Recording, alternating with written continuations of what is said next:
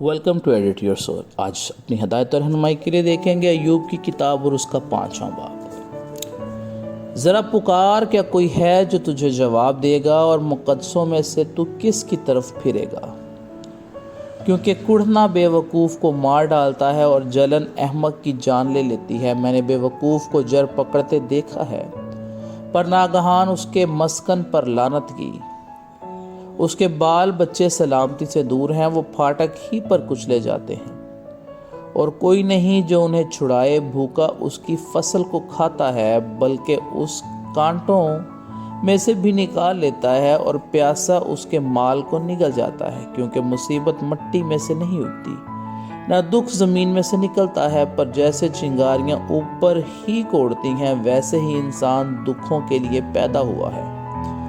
پس میں تو خدا کا ہی طالب رہوں گا، اور اپنا معاملہ خدا ہی پر چھوڑوں گا، جو ایسے بڑے بڑے کام جو دریافت نہیں ہو سکتے اور بے شمار عجیب کام کرتا ہے۔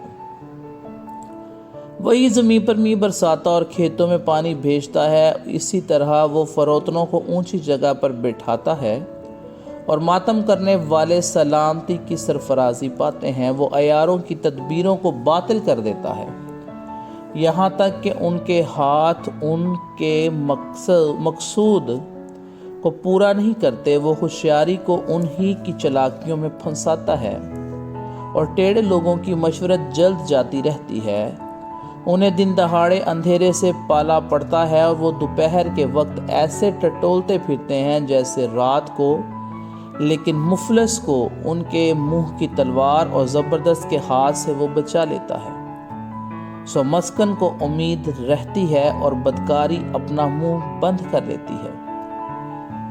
دیکھ، وہ آدمی جسے خدا تنبیہ کرتا ہے خوش قسمت ہے، اس لیے قادر مطلق کی تادیب کو حقیر نہ جان، کیونکہ وہی مجروح کرتا اور پٹی باندھتا ہے، وہی زخمی کرتا ہے اور اسی کے ہاتھ چنگا کرتے ہیں۔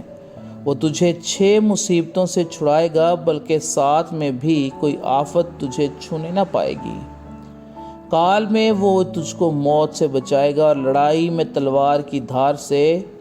تو زبان کے کوڑے سے محفوظ رکھا جائے گا، اور جب ہلاکت آئے گی تو تجھے ڈر نہیں لگے گا۔ تو ہلاکت اور خشکسالی پر ہنسے گا، اور زمین کے درندوں میں سے تجھے کچھ خوف نہ ہوگا۔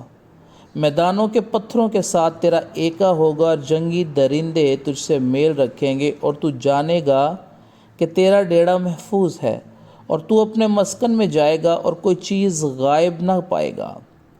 تجھے یہ بھی معلوم ہوگا کہ تیری نسل بڑی، اور تیری اولاد زمین کی گھاس کی مانند برومند ہوگی۔ تو پوری عمر میں اپنی قبر میں جائے گا، جیسے اناج کے پولے اپنے وقت پر جمع کیے جاتے ہیں۔ دیکھ، میں نے اس کی تحقیق کی، اور یہ بات یوں ہی ہے، اسے سن لے اور اپنے فائدہ کے لیے اسے یاد رکھ۔ خداوند کے زندہ پاک کلام کے پڑھے اور سنے جانے پر اس کی خاص برکت اور رحمت